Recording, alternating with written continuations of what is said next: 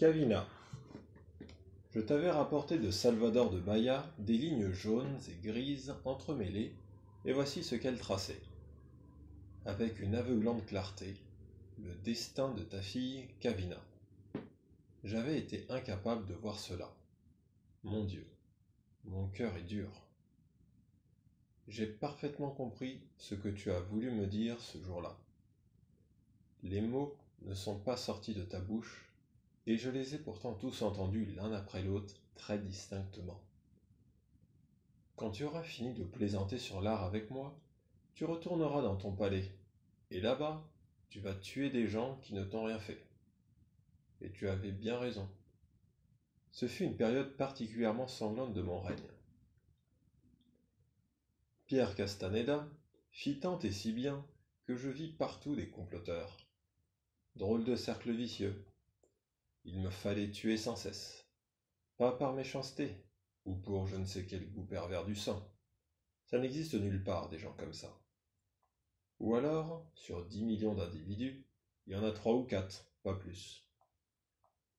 Et ce sont des malades. Idi Amin Dada, Hitler, Videla. Celui-là, il fourrait des souris vivantes dans le vagin des jeunes étudiantes de gauche. Et à côté des deux, du Valier ou du camarade Pol Pot, j'étais presque un président au grand cœur. J'ai juste fait parfois ce qu'il fallait. J'ai liquidé tous ces types parce que je ne pouvais pas faire autrement d'une certaine façon. Pour au moins 2 raisons. 1. Je ne pouvais pas les laisser en vie. C'était eux ou moi. 2. Ils me servaient à inquiéter les comploteurs potentiels à la solde de Pierre Castaneda. Ce type avait trop d'argent et il était décidé à l'utiliser contre moi. Il fallait donc que tous ces gens meurent au vu et au su de tous dans d'atroces souffrances. Je n'avais pas d'autre moyen pour décourager les velléités subversives des uns et des autres. De sa place forte de Dunga, bien protégé par les miliciens à sa solde, le patron de la Cogédime poussait des cris d'horreur à chaque exécution. Est-ce qu'on allait donc me laisser tuer tous ceux qui osaient penser dans le pays? Tu as sûrement vu cette photo à la une de tous les journaux. Pierre Castaneda tenant dans ses bras le fils d'un opposant et pleurant à chaudes larmes. Il dit entre deux sanglots qu'il n'en peut plus de ces violations des droits de l'homme, massives et répétées, qu'il en souffre à titre personnel, en dehors de toute considération politique. On lui demande. Ne vous sentez-vous pas un peu responsable tout de même, monsieur Castaneda? Après un long soupir, le soupir d'un homme blessé, cruellement déçu, il déclare la voix brisée. Vous voulez dire responsable de l'avoir aidé? Écoutez, il n'était pas ainsi quand je l'ai connu. Je ne sais pas à quel moment le président Nikiema est devenu un monstre, mais c'est un fait. Il n'a plus rien d'humain. Le piège, qui fonctionnait à merveille, se refermait lentement sur moi. Le mois de mai tirait à sa fin. Depuis combien de jours était-il enfermé dans la petite maison? Sans doute un peu plus de 2 mois. Nikiema voulut faire chauffer de l'eau, mais des voix dans la rue attirèrent son attention. Elles étaient si proches qu'il crut sa fin arriver. Dehors, quelqu'un secoua le loquet du portail en bois. Nikiema se précipita dans le souterrain. Il se rendit compte à cette occasion qu'il pouvait s'y mouvoir avec une certaine aisance. Mais même là, à l'abri de tout danger, il continua à avoir peur. N'osant ni remonter au salon, ni même fermer l'œil, il se mit à grignoter des biscuits salés pendant une bonne partie de la nuit. Dans l'obscurité, les mots fringales, disette, famine, mourir de faim et de soif lui vinrent soudain en tête. Il les laissa faire leur petite ronde dans son esprit et se mit en quête de nourriture. Les fruits secs et les boîtes de conserve se trouvaient heureusement sur une étagère proche du sol.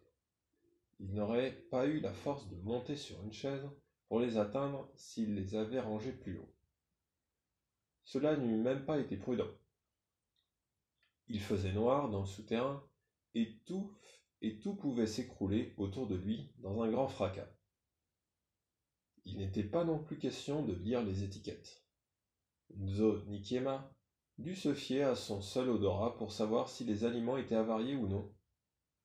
Quand un produit lui semblait douteux, il en laissait fondre un bout sur la langue et, le cas, selon le cas, jetait la boîte dans un coin ou en dévorait le contenu à l'aide de ses doigts. C'est ce jour-là que Nzo Nikiema fut frappé pour la première fois par la mauvaise odeur qui commençait à se dégager du labyrinthe. Il aurait bien voulu l'imputer à Kilishi, au kilishi, viande séchée, rapporté un an plus tôt de Zinder, mais il détestait se mentir à lui-même. Le lendemain, il se réveilla en milieu de matinée, frais et dispos, comme cela arrive souvent après une nuit agitée. Nikiema s'était profondément endormi à l'aube. Il resta étendu pendant quelques minutes, ne sachant pas trop ce qu'il allait faire de sa journée. Dès qu'il fut debout, il tendit l'oreille de tous côtés.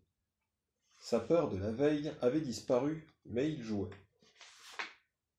Il jouait comme un enfant, à se croire encore en danger. Cette façon d'être en alerte l'aidait surtout à vaincre son ennui. Seul le gênait, à vrai dire, il en éprouvait une grande honte et même, comme un sentiment de déchéance, la saleté et le désordre autour de lui. 2 boîtes ouvertes, l'une de sardines, l'autre de cornets de bif, traînaient par terre, ainsi que des paquets de biscuits. La poubelle était pleine, et il ne savait plus quoi faire des déchets qui s'amoncelaient dans le souterrain. Ses habits et sa bouche étaient tachés de graisse. L'huile de la boîte de sardines traçait sur le sol une mince rigole noire qui allait se perdre sous la bibliothèque. Nzo Nikiema dispersa par terre de petites graines d'arachide qui étaient en fait du poison. Il en avait constaté l'efficacité aussi bien sur les rongeurs que sur les cafards. Seulement, il ne savait quoi faire de leur corps qui empestait chaque jour un peu plus le labyrinthe. Dans le salon, tout était à la même place que la veille. Il remit son arme sous l'écuelle aux œufs d'autruche du Zimbabwe et se dirigea vers le frigo. Le jus d'ananas coincé parmi les pièces de poulet congelé lui fit éprouver une bienfaisante sensation de fraîcheur. Les yeux mi-clos et levés vers le plafond, il ronronna de plaisir en le laissant descendre le long de sa gorge. Il se sentit brusquement comme chez lui dans le salon. Celui-ci lui parut d'un coup plus accueillant qu'il ne l'avait jamais été. Quand il était parti se réfugier dans le sous-sol, de petits gestes quotidiens avaient d'ailleurs commencé à lui manquer. Nzo Nikiema prit une revue sur une pile de journaux. C'était Nubia. Dans sa vie d'avant, il avait peu de temps pour des lectures sur l'art. Cela lui permettait à présent de tromper son ennui. Il alla directement à sa rubrique préférée, entre guillemets. Chaque mois, un artiste était en quelque sorte invité à disjoncter et ses délires paraissaient tels quels dans le journal. Nikiema lut un titre qui le fit sourire. Artiste africain, moi? J'en ai rien à foutre, nom de Dieu. Le peintre parlait d'abord du village planétaire et des autoroutes du ciel, avec des mots pleins de tendresse. Puis, sans crier gare, il parsemait son texte de jurons et de aïe, ouille, aïe, sous prétexte d'avoir très mal aux épaules. Comment ça aux épaules? Oui, depuis le temps qu'il portait l'Afrique avec ses guerres et ses épidémies, il avait toutes ces douleurs vraiment terribles, des courbatures, des contusions et tout. Il ajoutait, de manière encore plus bizarre, « Écoute maman, n'aie pas peur, hein. Je vais pas te balancer comme ça à la poubelle, comme un sac à ordures. Non, j'ai du respect pour les ancêtres, moi. Je vais te déposer délicatement par terre, et là, hop, un grand coup de pied à ton vaste cul noir, et tu te débrouilles comme tout le monde sur cette terre. Connasse de mère abusive, va. » Il fallut plusieurs lectures à Nzo Nikiema pour comprendre que la maman en question, si rudement tensée, c'était l'Afrique. Sur la photo, l'artiste, un peu joufflu, avait des dreadlocks, un visage juvénile, et des yeux moqueurs. Bien sûr, Nzo Nikiema n'avait aucune opinion sur tout ce que racontait le jeune homme. Ça lui passait par-dessus la tête, ces autoroutes célestes. Mais il était quand même bien drôle, le collègue de Mumbi. Nzo Nikiema feuilleta aussi quelques quotidiens. Il s'amusa à deviner qui avait payé pour telle enquête, pour un simple bout de phrase. Les tarifs variaient selon les journaux. Pourtant, tel éditorialiste, moralisateur et corrompu, lui avait toujours semblé largement surévalué. Je lui ai balancé des paquets et des paquets de fric, ce gaillard. Il n'a même pas été fichu de me descendre proprement Pierre Castaneda, pensa-t-il, ceci expliquant peut-être cela. L'homme était devenu, dès les premières heures de la guerre civile, un des plus fervents partisans de Castaneda. C'était également très drôle de voir, avec le recul, à quel point tout le monde, y compris lui-même, pouvait se planter. La presse avait fait tout un plat de certains événements. Chaque matin, on annonçait l'effondrement du pays avant la fin de la semaine. Quelques mois plus tard, tout cela lui semblait, vu de la maison, bien dérisoire. Sur les couvertures de tous les journaux abandonnés dans le salon par Mumbi, il y avait naturellement sa propre photo. Il tomba, non sans émotion, sur une interview accordée à Ebena, l'unique magasin de mode du pays. Un homme d'affaires, qui était aussi un obsédé sexuel notoire, avait trouvé ce moyen astucieux pour attirer de jeunes beautés dans son lit. Il y avait dans Ebena de superbes photos de mannequins, et le type disait, à qui voulait l'entendre, d'un air extatique, « Telles que tu les vois, je me les fais toutes, ces petites merveilles. » Sur ce point précis, je ne peux que donner raison à Nzo Nikiema. Je connais bien le dossier de police de Ludovic Mabeya, le patron de ce luxueux magazine en couleur. Chaque fois que j'ai vu passer des informations sur lui, je me suis demandé comment un malade mental, un vrai, pouvait avoir assez de présence d'esprit pour se faire autant d'argent dans les travaux publics ou n'importe où ailleurs. Il parlait en effet tout le temps de ses conquêtes féminines et ajoutait presque toujours dans un grand éclat de rire « C'est que j'ai des couilles d'acier, moi !» L'expression est de lui. Je la rapporte par simple souci d'exactitude. L'entretien avec la journaliste d'Ebena réussit à détendre Nzo Nikiema. Elle lui avait posé des questions tout à fait surprenantes et parfois un peu déplacées. « Est-ce que vous faites du vélo le dimanche, monsieur le président ? Et le chiffre 13 ? Le chiffre 13, vous fait-il peur ? Et la mamination ? Est-ce que vous lui apportez parfois ses croissants au beurre et son café le matin au lit ? Vous est-il arrivé de la frapper dans un mouvement de colère ? » Elle avait hésité avant de lui demander cela. Et sans doute pour atténuer l'effet de son audace, elle avait ajouté à la fin, dans un mouvement de colère. Une façon de laisser entendre qu'un homme comme lui, quasi parfait, ne pouvait se comporter de la façon qu'en cessant précisément d'être lui-même. La main qui cesse d'obéir à son cerveau infaillible et s'en va, toute seule, casser la gueule de la mamination. « Sale main, va, je vais te tuer !» C'était à mourir de rire les conneries de cette petite journaliste. Mais voilà, on lui reprochait de plus en plus une certaine raideur, voire de l'arrogance. Ses conseillers tenaient à le montrer sous son jour le plus humain. Des foutaises, fulminait-il intérieurement, en se prêtant à leur drôle de jeu. Devoir prouver qu'on est quand même un humain. Eh bien, le pays avait réellement changé à son insu, parce que des questions pareilles, Nzo Nikiema ne s'était jamais imaginé qu'on pouvait les poser à qui que ce soit. C'était quoi, cette histoire de croissant au beurre et de café pour la mamination ?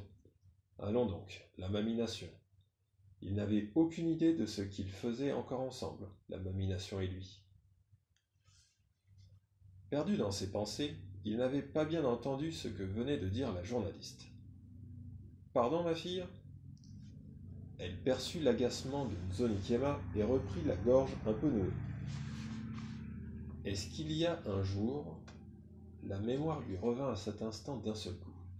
Ah oui, Un jour qui a changé ma vie, avez-vous dit? La jeune fille hocha de la tête, toujours aussi intimidée. Sa main gauche s'ouvrait et se refermait nerveusement. Après avoir fait mine de réfléchir un instant, il évoqua d'une voix émue et profonde sa première élection à la présidence de la République. À l'époque, il ne travaillait plus à la Cogémine et logeait à Artillerie, un quartier semi-populaire de Marennes. Il raconta comment, voyant de son balcon des feux d'artifice illuminer le ciel nocturne de juin au milieu de la liesse populaire, il pensa très fort, le cœur serré, à sa mère. Elle n'était plus de ce monde, et cela donnait un arrière-goût amer à ce jour de gloire. Nzo Nikiema ajouta que, malgré sa tristesse, il était heureux de voir une aube nouvelle poindre à l'horizon. Et debout près de lui, Pierre Castaneda, l'ami fidèle, le vieux compagnon de combat, ils en avaient traversé ensemble des épreuves, Pierre et lui, à tous les grands moments de sa vie. Dit-il gravement, il avait senti à ses côtés l'ombre fraternelle et silencieuse de Pierre Castaneda, cet étranger plus patriote que bien des natifs du pays. Tout en parlant, Nzo Nikiema voyait la journaliste s'agiter. C'était la partie de l'interview qui, visiblement, l'intéressait le plus.